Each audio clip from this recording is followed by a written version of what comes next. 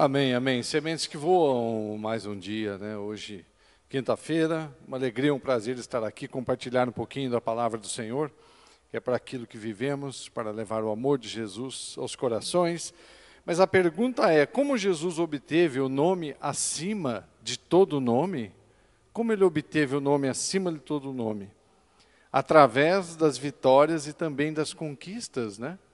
Porque tem vitória e tem conquista. Jesus conseguiu os dois. Porque ele teve a vitória sobre o pecado, sobre a morte e sobre o diabo. Em tudo o Senhor Jesus Cristo foi tentado. Por quê? Porque ele estava como homem. Algumas pessoas podem pensar, mas ele não era filho do Deus vivo? Sim, mas ele se desfez da sua majestade, do seu reinado, para descer, nascer de mulher, justamente para fazer esse caminho para nos resgatar, para nos limpar dos nossos pecados. Em tudo Jesus Cristo foi tentado. Ele conhece as nossas fraquezas. Ele sentia fome, sentia sede, sentia sono, tinha suas dificuldades com certeza, porque era um homem absolutamente normal para nos resgatar. Então ele conhece aquilo que nós precisamos, aquilo que nós almejamos, ele conhece o nosso coração, ele nos socorre, ele nos ajuda e ainda é o nosso advogado junto a Deus. Olha o que está escrito lá em Hebreus 4,15, diz assim: pois não temos, Hebreus, capítulo 4, versículo 15, pois não temos um sumo sacerdote que não seja capaz de compadecer-se das nossas fraquezas, mas temos o sacerdote supremo, que, à nossa semelhança, foi tentado de todas as formas, porém sem pecado algum. Jesus Cristo venceu o pecado. 1 João 2,1 diz: caros filhinhos, estas palavras vos escrevo para que não pequeis. Se entretanto alguém pecar, temos advogado junto ao Pai, Jesus Cristo justo. E ele é propiciação dos pecados, dos nossos pecados, e não somente por nossas ofensas pessoais, mas pelos pecados de todo mundo. Então o Senhor Jesus sabe muito bem o que nós passamos, porque ele passou por tudo isso como homem. Ele foi tentado pelo diabo, o Espírito Santo o levou ao deserto, ele jejuou por 40 dias e foi tentado pelo diabo 40 dias para mudar de direção. E lá no versículo 4 ele diz, nem só de pão viverá o homem. No versículo 8, somente a Deus adorarás, ao Deus vivo e prestarás culto. No versículo 12, ele diz, não tentarás o Senhor teu Deus. Isso lá no livro de Lucas, capítulo 4, versículo 4, 8 e 12. Então ele foi tentado de todas as formas, de todas as maneiras, mas não houve, não se encontrou, não se achou pecado algum no Senhor Jesus Cristo. Por isso ele vence o pecado. Ele também teve conquista sobre a morte. A morte é algo assustador, né? Quando nós ouvimos falar de morte.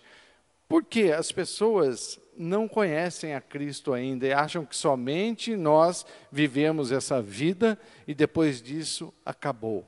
Hoje a pessoa, devido ao avanço, etc., aumentou, né, a vida, o número de anos, normalmente 80, 90. Essa semana eu até comentei com o Bispo Betão, eu vi uma senhora de 104 anos, lá no Nordeste, em uma igreja pregando a palavra de Deus, o que é muito raro. Mas, de qualquer forma, Deus não nos criou para isso, para vivermos 70, 80, 90, 100, 110 anos e depois acabou.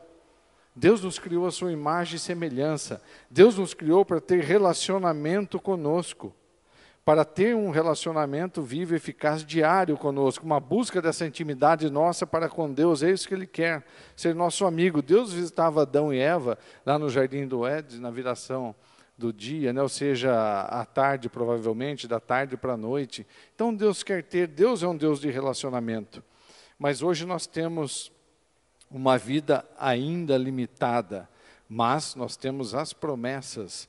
Olha o que diz lá em Hebreus 2,18, considerando, portanto, tudo o que ele mesmo sofreu quando tentado, ele é capaz de socorrer todos aqueles que semelhantemente estão sendo atacados pela tentação.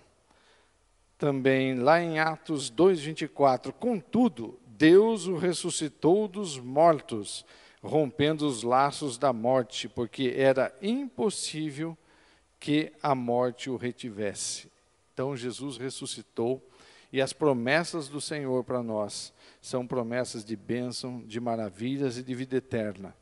Ora, 1 Coríntios 15, 19 diz assim, esse é um versículo tremendo. Ora, se a nossa esperança em Cristo se restringe apenas a esta vida, somos os mais miseráveis de todos os seres humanos.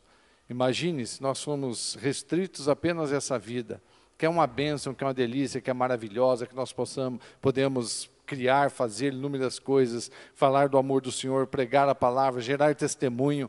Mas se fosse só esses anos que eu acabei de comentar e acabou, volta ao pó e termina tudo por ali, que tristeza seria, como diz a palavra, que triste seria, né? Viver uma vida assim, sem nenhum propósito futuro. Mas Deus tem para nós a vida eterna. 1 João 3,8 diz assim, aquele que vive habitualmente no pecado é o diabo, pois o diabo peca desde o princípio. Para isto o Filho de Deus se manifestou, para destruir também as obras do diabo, especialmente. 1 João 2,25, e esta é a promessa, 1 João 2,25, e esta é a promessa que Ele nos fez da vida eterna. Então, Deus tem promessa para nós de vida eterna. Se acordar de manhã, saber que você tem a certeza que está passo a passo, ou ligado, aliançado com o Deus vivo, Deus que cura, que salva, que liberta. 1 Coríntios, capítulo 2, versículo 9, olha a promessa de Deus, nem olhos viram, nem ouvidos ouviram, nem penetrou o coração do homem aquilo que Deus tem preparado para os que o amam. Ou seja, é inimaginável aquilo que Deus tem para nós, as maravilhas que nós iremos viver, e as maravilhas que vivemos hoje também, quando conhecemos a esse Deus único, vivo e maravilhoso. Jesus Cristo é o caminho, a verdade e a vida, foi até perguntado aqui hoje. Não há, ninguém vai ao Pai a não ser através de Jesus. Por isso Ele pagou esse preço. Por isso Ele venceu, conquistou o pecado, venceu a morte e também sobre o diabo. Porque o diabo só veio para roubar, matar e destruir. Jesus veio para dar vida em abundância. E Ele venceu tudo isso na cruz, naquele madeiro, onde verteu o sangue de Jesus no madeiro para nos alcançar e para nos salvar.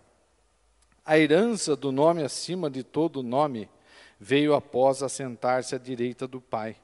Está lá em Filipenses, capítulo de número 2, Filipenses 2, 9 a 11, está escrito assim, por isso Deus também o exaltou sobremaneira, a mais elevada posição, e lhe deu o nome que está acima de qualquer outro nome, para que ao nome de Jesus se dobre todo o joelho, dos que estão nos céus, na terra e debaixo da terra, e toda a língua confesse que Jesus Cristo é o Senhor, para a glória de Deus Pai.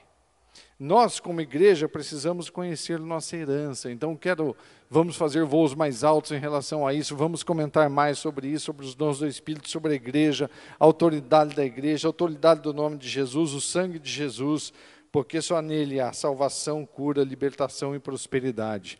Para encerrar, eu gostaria de ler 1 Pedro 2,9. Olha o que nós somos para o Senhor. 1 Pedro, capítulo 2, versículo número 9. Porém, vós sois geração eleita, sacerdócio real, nação santa, povo de propriedade exclusiva de Deus, cujo propósito é proclamar as grandezas daquele que vos convocou das trevas para a sua maravilhosa luz. Propriedade exclusiva de Deus. Deus nos criou a imagem e semelhança. Então, quando nós olhamos no espelho, quando você olha, nós olhamos no espelho, observe que nós somos a imagem e semelhança de Deus. Esse é um tema muito bacana, que envolve muito mais coisa, mas olha o amor de Deus para conosco. Então, Deus nos criou para termos uma vida que é abundante, com a certeza e a promessa da vida eterna, algo que é inimaginável ao homem, Deus tem preparado para aqueles que o amam. Então, que nesse tempo, enquanto estamos aqui na terra, que nós possamos de fato pensar nas coisas do alto, que nós possamos de fato cumprir aquilo, o propósito que Deus tem para cada um de nós, para a vida, para nós cumprirmos aquilo e gerarmos um testemunho vivo e eficaz para Deus. Nós somos a igreja, nós somos a menina dos olhos de Deus, nós somos escolhidos, separados para o Senhor, e Deus tem um chamado na vida de cada um de nós. Vamos cumprir esse chamado, para que nós possamos levar esse evangelho, alcançar cada vez mais vidas, mais pessoas, para que nós possamos pregar essa palavra viva e eficaz. Então, sementes que voam, vamos voar, vamos produzir bons frutos, vamos falar, vamos proclamar o amor de Jesus, vamos viver de fato tudo aquilo que o Senhor tem para nós, não somente aqui, mas futuramente com a promessa de vida eterna. Amém? Em nome do Senhor Jesus Cristo, sementes que voam, fica aqui, e certamente cada vez, a cada dia, nós alçaremos voos muito mais altos na palavra de Deus. Amém?